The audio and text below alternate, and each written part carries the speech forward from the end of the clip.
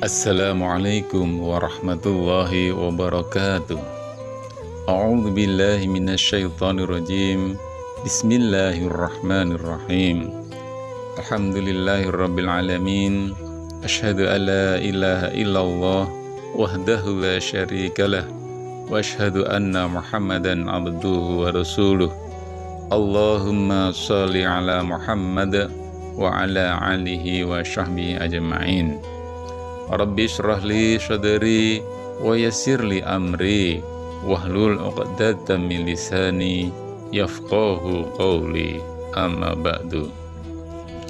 Sahabat YouTube pada Sugeng yang dirahmati Allah, syukur alhamdulillah kita masih dapat jumpa kembali di channel kita, channel kesayangan ini, dalam keadaan sehat walafiat, tak kurang suatu apapun. Amin. Sholawat serta salam tak lupa selalu kita haturkan kepada junjungan kita Nabi Agung Muhammad Sallallahu Alaihi Wasallam, yang telah menunjukkan kepada kita yaitu dari jalan kegelapan menuju jalan yang terang benderang, serta tak lupa yang selalu kita nantikan syafaatnya di yaumul akhir kelak. Amin ya rabbal alamin. Sahabat YouTube Pak De Sugeng yang dirahmati Allah, harapan dan doa kami semoga sahabat YouTube Pak De Sugeng semuanya yang menonton video ini selalu diberikan kesehatan, dilapangkan rezekinya, dipanjangkan umurnya, serta diampuni semua dosa-dosanya oleh Allah Subhanahu wa Ta'ala. Amin. Amin ya rabbal alamin. Sahabat YouTube Pak De Sugeng yang dirahmati Allah, banyak orang yang tak peduli jika pekerjaan yang dilakukannya tidak halal atau melanggar ketentuan syariat. Mereka tetap menjalaninya selama bisa memenuhi kebutuhan perut.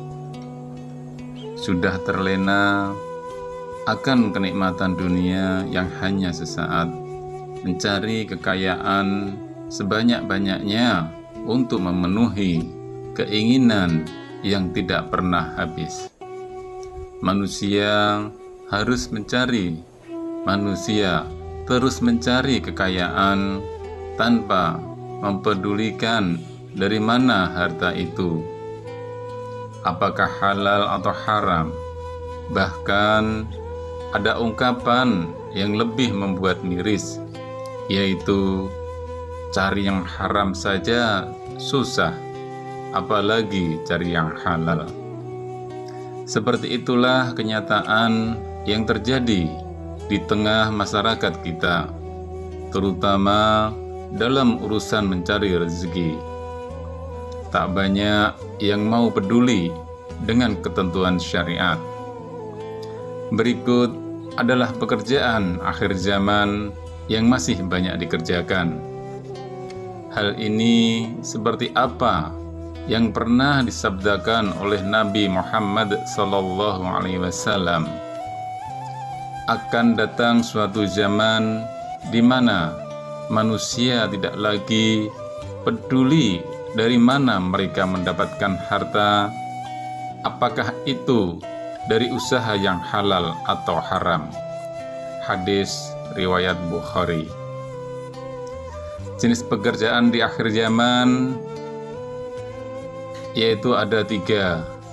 Yang pertama, suap menyuap. Sering kita mendengar hal-hal yang berbau suap, bahkan yang seharusnya halal tapi bisa menjadi haram karena suap. Beberapa contoh, ketika kita masuk sekolah, universitas, ataupun cari pekerjaan, orang rela membayarkan sejumlah uang agar mereka dapat diterima. Ini sudah termasuk praktik suap menyuap. Dari Ibnu Umar radhiyallahu anhu, ia berkata, Rasulullah Shallallahu alaihi wasallam melaknat memberi suap dan yang menerima suap. Hadis riwayat Tirmidzi. Dari beberapa contoh ketika masuk sekolah, universitas atau pekerjaan, orang rela membayarkan sejumlah uang agar dapat diterima. Hal itu sudah merupakan suatu suap. Yang kedua, zina. Miris saat ini ketika zina sudah merupakan suatu pekerjaan. Mereka berdalih dengan susahnya mendapat pekerjaan, akhirnya melakukan perzinaan untuk dapat menghidupi dirinya dan keluarganya. Allah Subhanahu wa ta'ala berfirman, "Dan janganlah kamu mendekati zina. Sesungguhnya zina itu adalah suatu perbuatan yang keji dan jalan yang buruk." Quran Surat Al-Isra ayat 32.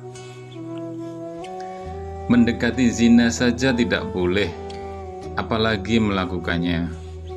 Dari Abu Hurairah radhiyallahu anhu, ia berkata, Rasulullah Shallallahu alaihi wasallam bersabda, apabila seseorang berzina, maka iman keluar darinya, maka ia wajib menjaga diri dari berbuat zina. Dan apabila dia berhenti dari berbuat zina, maka iman kembali padanya. Hadis riwayat Abu Daud. Pekerjaan yang selanjutnya, yang ketiga pada akhir zaman, yaitu riba. Riba menurut para ulama adalah suatu akad atau transaksi pada barang tertentu yang ketika akad berlangsung tidak diketahui kesamaannya menurut ukuran syariat atau adanya penundaan penyerahan kedua barang atau salah satunya. Riba juga berarti tambahan. Riba dapat berarti tambahan dan tumbuh, sedangkan hukum riba adalah haram. Sebagaimana firman Allah Subhanahu wa ta'ala, padahal Allah telah menghalalkan jual beli dan mengharamkan riba. Quran Surat Al-Baqarah ayat 275.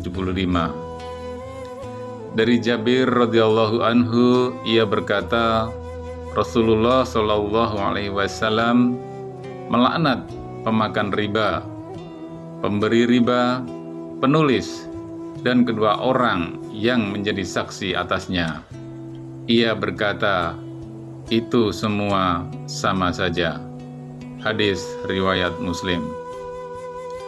Bahkan pelaku riba saja mengumumkan perang pada Allah dan Rasul-Nya. Adakah peluang untuk menang? Tentunya tidak.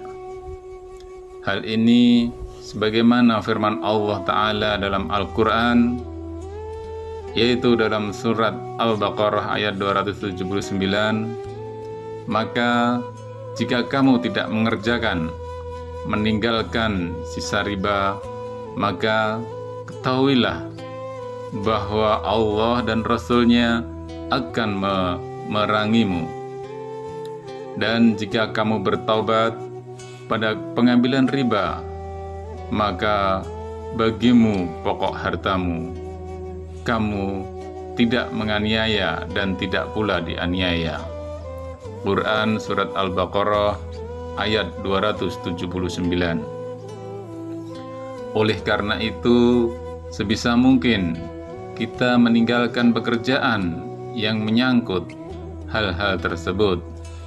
bertakwalah kepada Allah dan berserah dirilah padanya. Insya Allah petunjuk akan datang dan kita akan diberi rezeki dari hal yang baik oleh Allah Subhanahu wa Ta'ala. Amin ya Rabbal Alamin. Sahabat YouTube Pade Sugeng yang dirahmati Allah, demikian yang dapat kami sampaikan. Mudah-mudahan bermanfaat serta menambah wawasan kita semua, dan semoga Allah Subhanahu wa Ta'ala meridai serta mengampuni dosa-dosa kita semua. Amin. Subhanakallahumma wa bihamdika ashhadu an la ilaha illa anta astaghfiruka wa atubu ilaik. Wallahu a'lam bishawab. Wassalamualaikum warahmatullahi wabarakatuh.